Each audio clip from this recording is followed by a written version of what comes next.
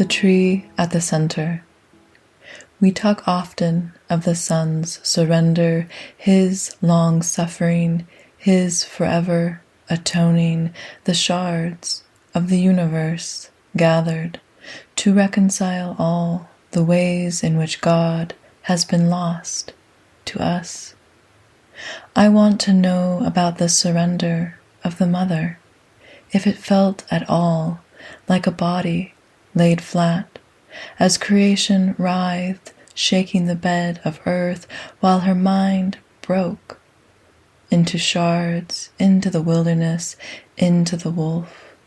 No word, no language, separate from the surging womb.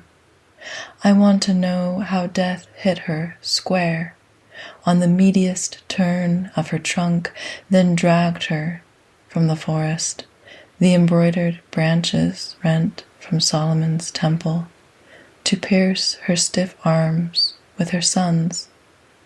I want to know how a forest survives without trees, how we will welcome the sun with the fires still burning.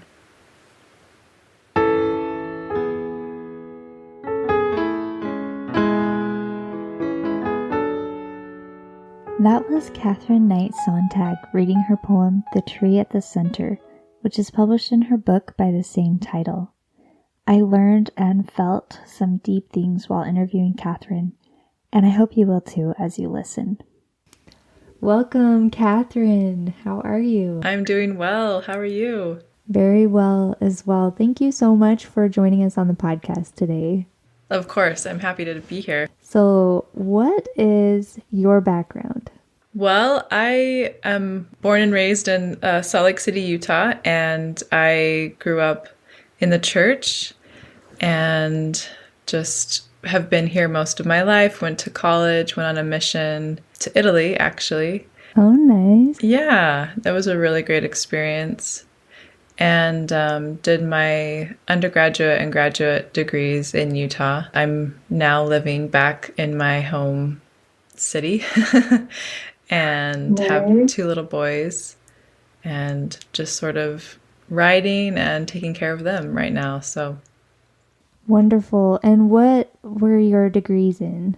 I did 2 undergraduate degrees, one in English and one in environmental studies. And then I did a master's in landscape architecture and environmental planning. That is so unique. I love it. And how did you use those degrees? I already know because I've read your introduction in The Tree at the Center, but for those who don't know. Yeah, so I've always been interested in sacred space and outdoor spaces. So how we can find the transcendent in the natural world. And I started out wanting to make these spaces more accessible to people and wanted to get into the design aspect of, how do we create a space to answer certain existential needs that we still have, even though we're in a very modern, postmodern world where we've become very secularized. There's still this need for sacred space and the kind of connection to transcendence that is just harder and harder to come by. And so that led me into landscape architecture, and I spent a few years working at a firm that does a lot of LDS temple landscape design. So that was really interesting to sort of be able to see what kind of designs they're implementing, and also to see sort of the lack of some of the sacred space design elements that I had studied in those designs. And it brought up a lot of questions for me about sort of what those spaces could be like if we were to incorporate some of those more sacred archetypal symbols. That's so interesting. I feel like I have a lot of different questions already. So what first got you interested in sacred spaces? So I grew up right by the mountains, right by Mill Creek Canyon, if you're familiar with the Salt Lake area. And I've had a lot of sacred experiences in nature and have always felt drawn to the natural world as a place where I could feel seen and held in a way that I couldn't anywhere else. I don't think I knew at the time, but I think it really was the divine feminine calling to me, this sort of other realm that we just don't see expressed very often anymore, that really was necessary to my progression as a soul. And so I felt very directed to studying landscape architecture, but not understanding at the time that it was to bring me to this greater understanding of the divine feminine and her connection to the natural world. Wow. That's so beautiful how guided you were. That's amazing. I have felt similarly about the mountains in particular. I grew up in Utah as well, and I haven't lived there in a few years now, but I had a favorite spot of the mountain where I would go by myself when I just felt like I needed that peace, that time away, that time to recenter and reconnect with myself at my core.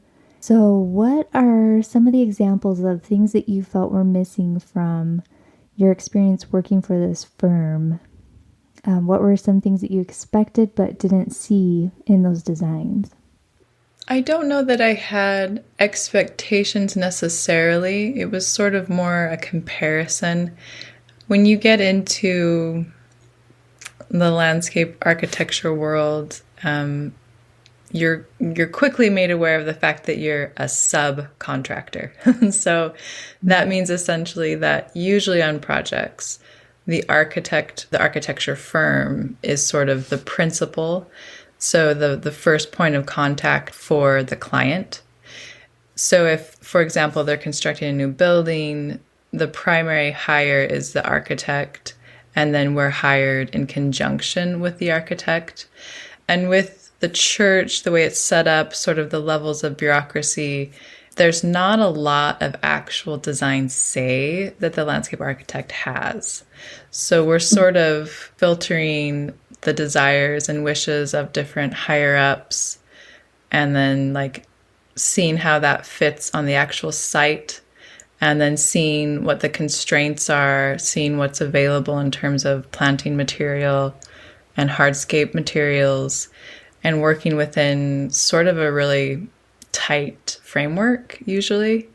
So after my thesis work and studying like ancient sacred spaces, it was just very clear to me that we were just completely missing some of these symbols that would help signify to our subconscious and conscious minds that this is a sacred space, not just sort of a space that has nice like dimensions or lots of beautiful flowers and nice places to sit with, you know, some good shade. That some of the primary like focal points of sacred spaces were sort of missing. And so it was really just more of like a door through which I went to sort of access, okay, like if there's not the sort of symbolism that we need in these spaces, what does that mean? Does it mean anything, right? Mm-hmm. And is that tied to any of the symbolism inside the temple? Like if there's symbolism missing outside, is there also symbolism missing inside? And that was in conjunction with me becoming pregnant for the first time and experiencing my own embodiment as sort of this like culminating experience, right? As an embodied female, wanting desperately this sort of symbolism of my experience as a woman, as a creatress, to be present in the world, and just feeling very much like it wasn't, and that there was a very long history of it being suppressed for various reasons. Wow. I really appreciate that perspective and that insight. I love the poems that you share in the second section of your book, The Tree at the Center. So you've divided it into 3 different sections: the Tree of Ascent, the Tree of Fertility, and then Asherah, the tree. And I really related to the Tree of Fertility poems, probably because I have 3 little ones, and so these really resonated with me. And I agree with you about the lack of language around these experiences and the lack of connection that we have as mothers with each other that we should have because we've all experienced this very singular event. Would you mind reading one or two of these poems for us? No, not at all. Let me do As a Mother. I lie on my side in the cool of our maple. Your small body balances against the curve of my hip. I speak to you and hear myself as if from across a room, a phenomenon of postpartum. I never desired to be a symbol, but since the feminine divine brought up your soft, round warmth from my depths, crawling on my chest to coo and sigh, I am one working prism of her endless blinking body. My voice is your sacred pole, holding up the sky. It rises from my frame, leaving earth to collapse space and time, and returns here to the grass, to the soft pink of dusk. The mother's ohm moves around your twists of bone and muscle, then further back to the shadowy chambers of deeper knowing, each smaller than the one before, spiraling toward the final and the first, the Holy of Holies. I never asked to be the center, the eternal tree, a Venus belly etched. But as your sweet body latches to my breast, I am Eve, the son of my son, who will carry the tree through himself when he multiplies and replenishes the earth. Thank you. It just brings up so much feeling in me. You're a very wonderful poet. Thank you. Yes, I admire your talent. When did you begin writing poetry? When I was very young. Okay, so it's been a part of your journey all along, basically. Yeah, I sort of was the kid who always submitted poetry to contests in elementary school, and I wrote for my literary magazine in high school, and as part of my English degree, I took all of the poetry workshop classes that I could. I sort of, I never really gave it the time that I quote unquote should have, because it was something that almost scared me. The degree to which I needed to write was like vast. And for a lot of years that was difficult. Like it felt like something that could be, I don't know if dangerous is the right word, but like all consuming and would lead me to have to face a lot of things. It doesn't allow you to like beat around the bush or not be honest with yourself. Like you have to really face a lot of what's going on internally. And I think when I was younger, I wasn't so afraid of that. But as I got older, I think just the nature of our lives now, where we're constantly bombarded with distractions and we're just working at a crazy pace, just, from one thing to another, having to face like what that meant for my soul was sort of daunting. But coming up to motherhood and coming up to this new sort of embodiment and coming up against really looking at like the plight of women in the world, like for the first time, really addressing like our disenfranchisement and our suffering, our collective suffering. I had to process it through writing. And how has that experience been for you?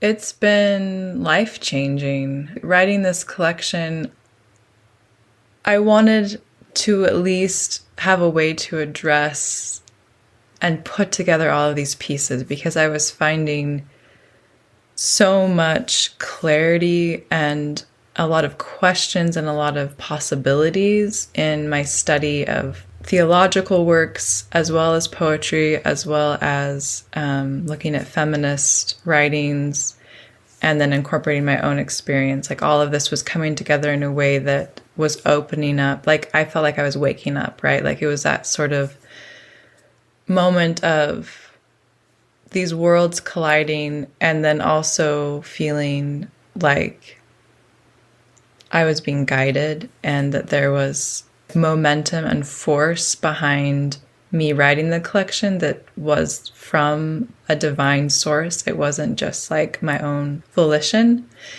And that was equally like daunting and thrilling, right? To feel like there's something out there that wants you to do the thing that you feel called to do, right? Like it's like that's the nature of a calling, is like there's divine purpose to what you're being directed toward. And so I really feel like there's poems in there that were sort of handed to me. And I know that's a bit of a cliche for artists, but it is because it's true. Like that there's so much about just being in the way of what needs to be written or what needs to be sung or what needs to be painted. And if you like make yourself available to that instruction or that epiphany or revelation, like you'll be put to good use.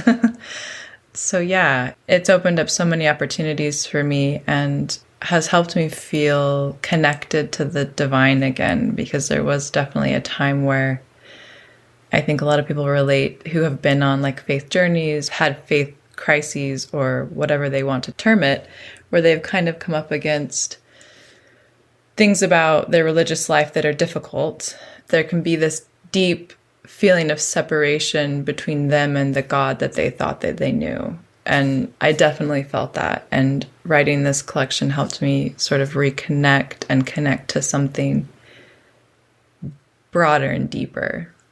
That's amazing that that's what this has opened up for you. I'm so glad that it has brought a deeper meaning to your spiritual life and that it has prompted you to share and to include us in your exploration and in your finding. What are some of those symbols that you hold on to the most? Some of those that maybe you felt were missing in the temple landscape design that are potentially all over your work, I'm guessing. What are some of your favorites? Well, I'll state the obvious and say the tree. It's a really crazy thing for me that I've been drawn to the tree of life as a symbol my whole life. Like it's been sort of this, what's the right word? Like this image has been full of a lot of energy for me. It's been like alive. And I always felt growing up reading like Lehi's vision that there was more to the tree, that it just sort of fell flat and two-dimensional to me in our telling of the story. Like I just felt like there was much more happening, but I couldn't, I had no way of accessing that. I didn't really know what I didn't know. So it sort of kept reappearing in my life, and I studied it a little bit. Like I realized that it was sort of this universal symbol that just about every culture, religion, tribe, tradition held on to the symbol of a tree, and that there were very universal interpretations and meanings ascribed to the tree. There's a lot of very different unique aspects as well in different, backgrounds and different experiences of the tree. But sort of the underlying theme of eternal life and wisdom and connecting heavens to earth to underworld and the feminine, like the tree is also depicted as masculine, but there's the universal layer of feminine is there. Anyway, the more I studied, the more I specifically studying Margaret Barker. I don't know if you're familiar with her. Yes. But she was the first scholar that I read about that really made the direct connection between a goddess of the ancient Israelites, not even the Canaanites, like directly connecting it to the Israelites and temple worship and the first and second temples in Jerusalem, to that her, like one of her names, this goddess, one of her names, Ashra, means pole or sacred tree or grove. So there's this direct connection between the divine and the tree. And within the symbols of the temple, there's the menorah, there's the leaves on the veil, like there's tree imagery on the veil and the weaving of the veil. And there's lots of additional images of the divine, like the loaf and the throne itself in the Holy of Holies and the Holy of Holies. Like there's just multiple layers of feminine and specifically like Asherah imagery in the ancient Israelite temples. And learning that goes back to Abraham, that goes back to the original sort of form of temple worship was really beautiful to me and just opened up this whole feminine landscape underneath the scriptures that I had always, I guess, hoped for.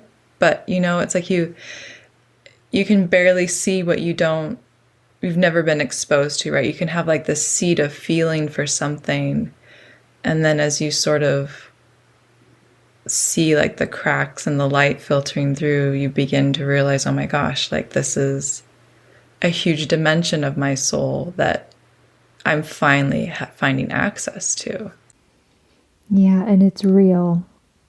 That's beautiful. I loved one of your poems in the beginning of the book about Lehi's vision of the tree. Would you mind reading that one for us? The Tree of Life. Lehi lifts his gaze to the end of the path, seeing more than he could imagine.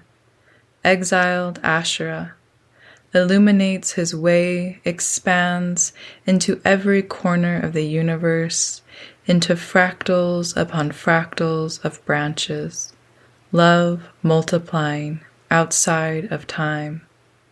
There on the vast field, numberless paths gather creation, converge at her trunk. Cheetah and aspen taste the fiery white fruit. Her song is the sacred script of flowers, equations of stars and tissue.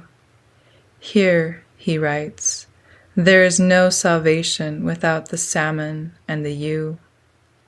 His feet transfigure at her roots, temporary seraph, he feels earth about to flame. And then a voice, rolling. Brush his skin with my delightful oil, and clothe him in my glory, greater than the greatest light. Above his head, women and men ascend the morning dew. Thank you. Of course. So there's this great article by Daniel Peterson called Nephi and his Asherah. I don't know if you're familiar with it. Yes. Yeah. Oh, great. Great. So he makes this connection between the Tree of Life in Lehi's vision and Asherah, who Lehi and Nephi would have known, being simultaneously connected to the temple of that time, being in the same historical time frame. The more I sort of sat with the idea of Asherah being exiled and being purged from the temple, which was another finding in my studies, the more that tree image from the vision began to make sense to me. Like I felt like I was finally getting the layers that I felt like were there, but didn't quite understand, how or what I was missing as a child. And it's sort of this beautiful juxtaposition between the female, the tree, being exiled to the wilderness, and there being this path to her. But then you have the great and spacious building. And I think that's always been like a vague image in my mind, like, oh, there's this building and it represents like the vanity and the pride of the world. Okay. But if you actually layer the imagery onto the landscape of ancient Jerusalem in that area, where the river is, where like the groves of trees are, the olive trees, and where the old temple was, sort of maps perfectly in the way the vision is described. And that big building becomes the temple. And it becomes the temple defiled, right? It becomes the temple that was full of abomination, and like the main reason why Lehi, Nephi, and his family had to leave was because of the pollutions coming out of the temple. So that makes a lot more sense to me in terms of, why is there this tree? What does it represent? Of all the possible images, why a tree, And the connection that Nephi makes in his own mind between the tree and the fruit being Mary and Christ is just really beautiful to me. It just opens up the mind so much to add this layer onto the understanding of this story that we as lifelong members have heard time and again. It seemed like just a nice, allegory for how to live my life true and faithful, but viewing that tree as the mother God, wow, that just opens my mind up so much to the possibilities, and it excites me. It fires me up. And even though I read it probably a year ago, Dan Peterson's article, even hearing you talk about it again peels back even more of the layer for me. So I really appreciate your understanding of it. There's just so much to uncover. There is, yeah.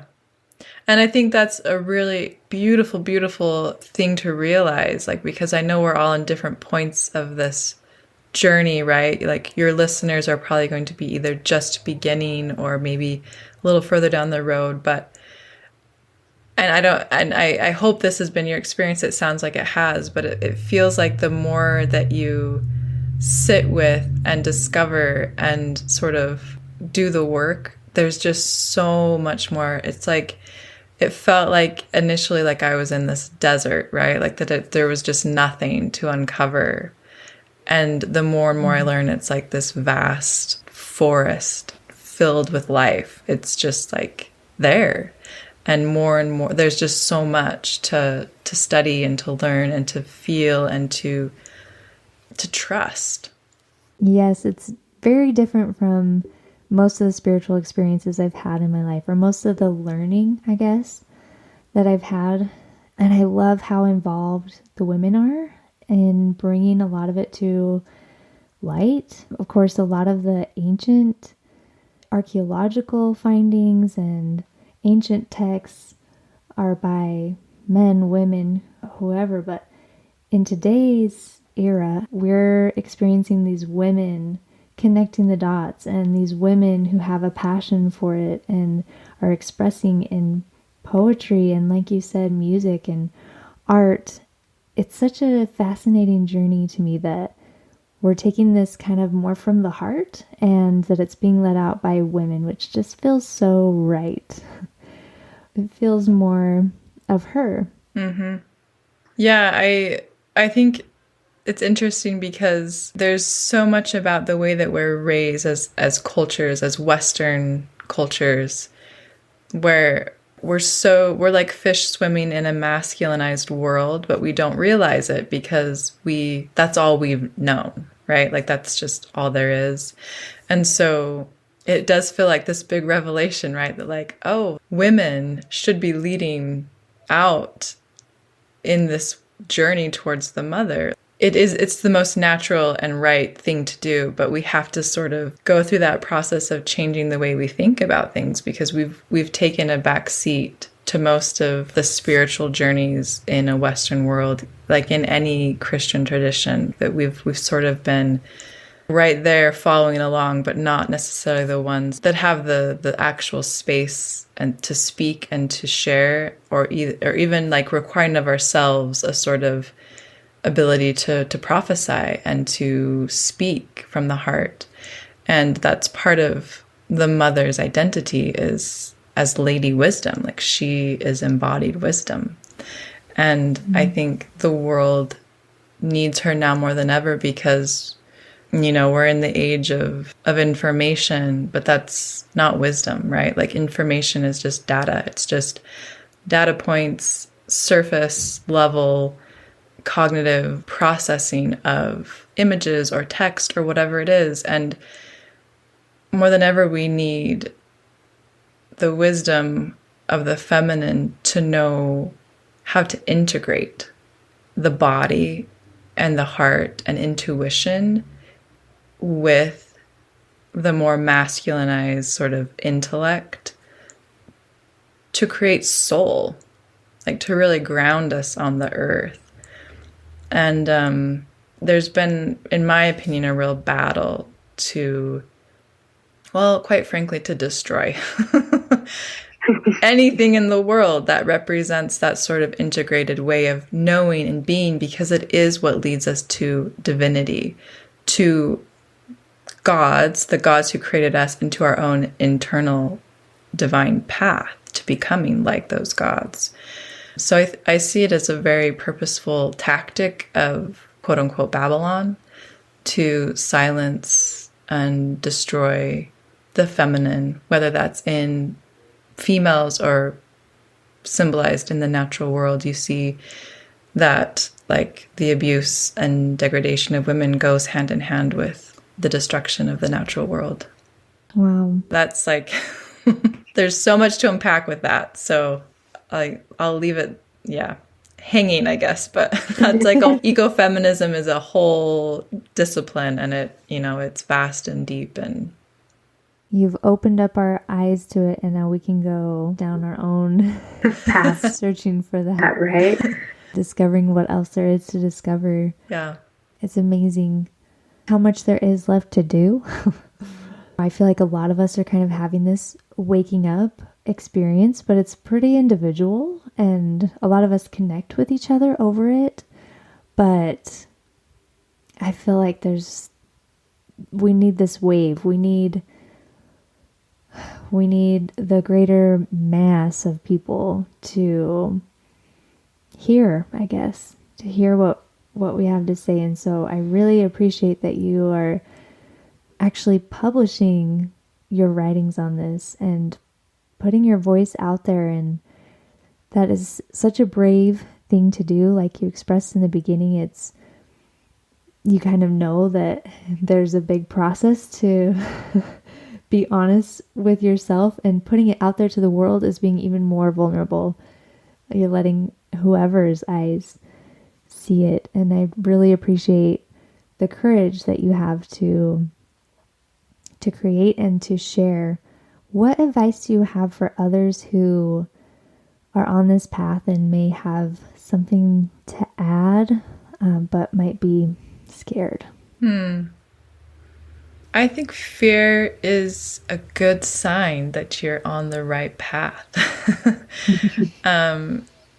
I think, you have to learn how to be sort of aware of your own heart and what it's communicating to you. And that's a whole journey, right? Like there's different kinds of fear. I think that the fear of like, oh, should I do this thing that's good, that's going to make me vulnerable, that's going to but potentially help people, like I think that's always coming from a beautiful and powerful place. And so, I think learning about the divine feminine, and not just, intellectually, but feeling in our heart and souls, the yearning and the desire goes hand in hand with the yearning and desire for betterment and for being of service to those around us and wanting to create community, like you're mentioning. Like it's very much a natural instinct when you come across these beautiful, pure, rich attributes of the feminine. And this can be, men or women, right? Like everyone has these feminine attributes that need to be nourished. And I think it's a natural byproduct to create. Like that is what our divine parents do, is create. And I think that's when we're our most fulfilled, is when we're creating. And so I would just encourage anyone who feels like they have something to add to this collective story to just do it. And if your heart is in a place where it's open and wanting instruction and wanting to be guided, and you have an eye single, right, to the glory of God, like you can't go wrong. Thank you. That is very wise. Is there anything else that you would like to share before we close? Yeah, I guess my parting thought would have to do with the journey itself. I'm writing right now in my new book, and it's all prose. I don't think there'll be any poetry in it, but I'm writing a lot about the feminine way, the feminine path, and using the tree symbol to describe that journey. And the first part of the journey, as I'm sort of taking the reader along with me, is descending down into the realm of the roots and looking at what's down there. What does it mean to be underground in this place of regeneration and rebirth and rot and decay? And looking at how life begets death, begets life. That there's this cyclical process to creation that begins from death, right? Like nothing comes from nothing. And I think what's difficult for a lot of women specifically, because we are in this position of being sort of subjugated in comparison to men, we come up against a lot of pain initially. There's a lot of difficulty in realizing the reality of your situation in terms of intergenerational trauma and suffering because of the way we've been objectified and commodified and sexualized in very unhealthy, domineering ways. And, that's one layer of it. The way that patriarchy has sort of affected our ability to see ourselves and to see the world and to sort of access our own sovereignty. So I guess I would like to say to be aware of that, and to be aware that feeling some deep pain is going to be part of this journey, and that it won't last forever. That you will rise out of it and be guided to a more healed and balanced version of yourself. And you will be guided through there, that the mother is very generous and tender with you as you're diving into difficult and dark things. Thank you. I really appreciate that. I've seen the truth of that as well. And like you say, it's cyclical. So for me personally, it wasn't just one time of going into the depths. It's been time and again. But every time I do emerge, and every time I feel a bit wiser, a bit lighter, a bit more prepared. And so I think it's definitely worth that journey, even though it is hard. Definitely. That's what we're here for, right? To change and grow. And that's the essence of the mother and the earth. So I really appreciate that and everything you've shared with us. Thank you so much. Thank you so much. I've enjoyed this so much. We love to know where to find you and the titles of your books. Where do we get more Kathryn Knight Sonntag? So I have a website, which is probably the best place for everything. It's just kathrynknightsontag.com.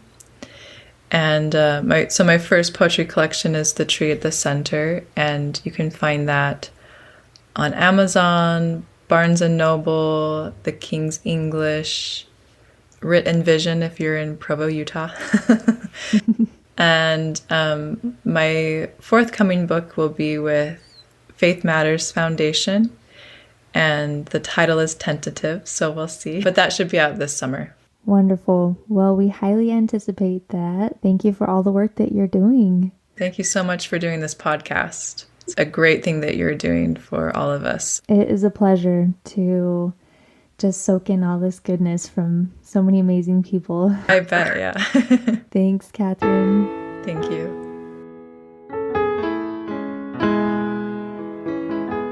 Thank you for choosing to spend some time with us today. We love this community and would be thrilled to hear from you. Please leave us a review. We hope you'll subscribe and join us next Sunday for another inspiring episode.